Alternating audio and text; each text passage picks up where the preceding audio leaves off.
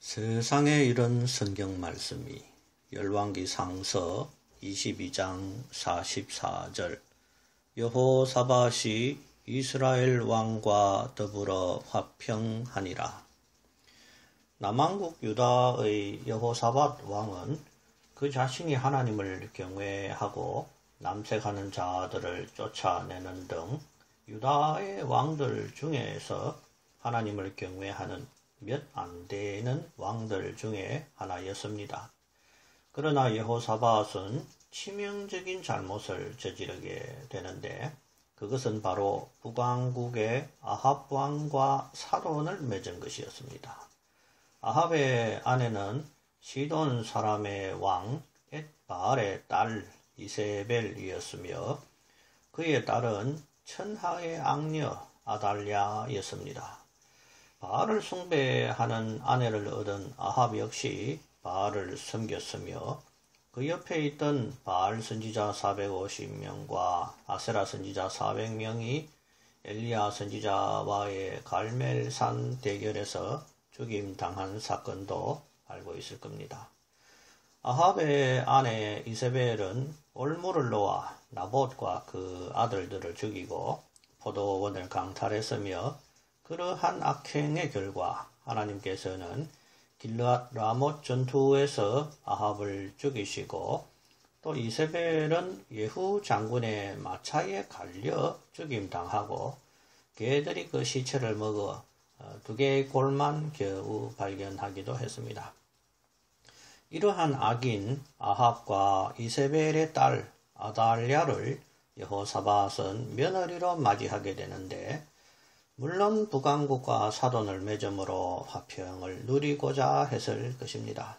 그래서 여호사밧은 자기 당대에는 북왕국과 전쟁하지 않고 평화를 누렸을지 모르나 여호사밧의 뒤를 이은 아들 여호람 왕은 8년의 짧은 통치를 하는 동안 그 당시 유다의 속국이었던 에돔과 림나가 여호람을 이기고 나갔으며 아내 아달랴의 영향을 받아 그 역시 바알을 섬기며 하나님 보시기에 악을 행하고 죽었습니다.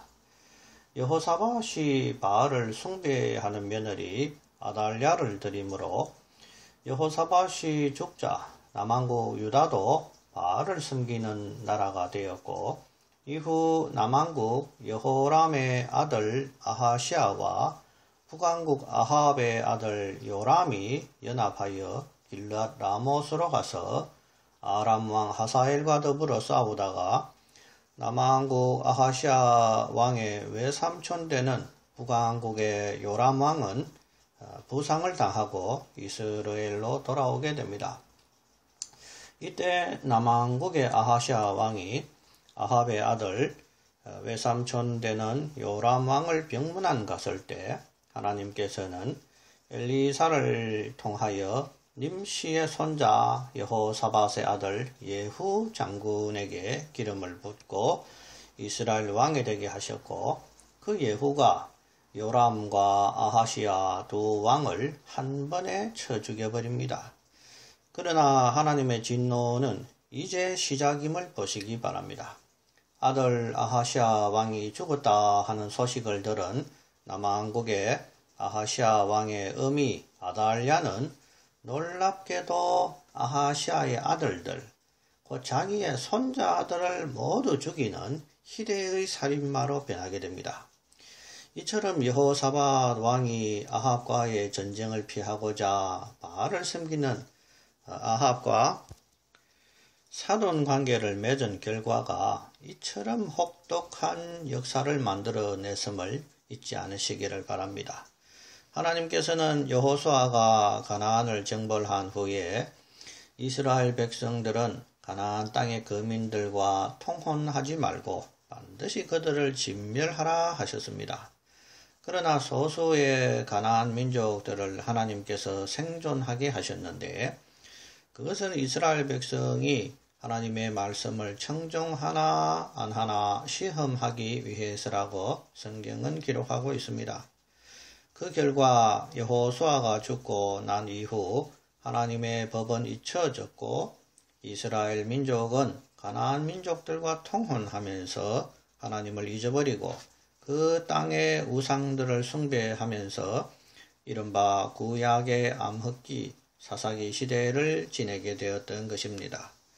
이제 이방인과 통혼하지 말라 하신 그 지음하신 하나님의 명령을 하나님을 나름대로 경외한다고 하는 여호사밧 왕이 저지른 것은 참으로 어처구니 없는 일인 것입니다. 눈앞의 이익만 바라보고 아달랴를 며느리로 맞았던 여호사밧은 손자 아하시아 왕이 북왕국의 요람과 연합했다가 예후에게 죽임당할 것과 또 며느리 아달랴가 여호사밧 왕의 정손자들을 멸절할 것을 꿈에도 생각하지 못했을 것입니다. 이처럼 하나님의 명령과 법도와 규례를 어겼을 때에는 시간이 지나고 또 많이 흐른 다음에라도 혹독한 대가를 치루어야 됨을 가슴 깊이 새기시기를 바랍니다.